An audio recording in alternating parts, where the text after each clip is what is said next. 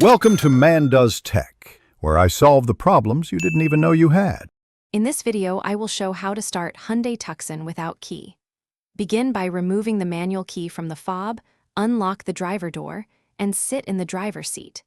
Insert the manual key into the hidden ignition slot or press the backup start button while holding the fob against the start sensor.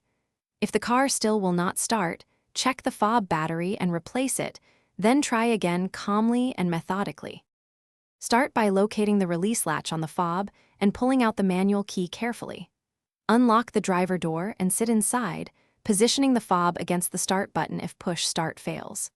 Insert the manual key into the ignition slot and turn it clockwise with steady pressure until the engine cranks.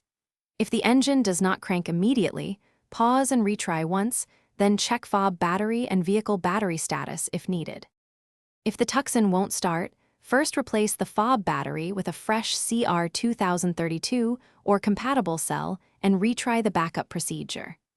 Next, inspect the vehicle battery terminals for corrosion and ensure the battery has sufficient charge. If the problem persists, use a multimeter or seek roadside diagnostics to confirm starter and wiring health. Keep your owner manual handy for the exact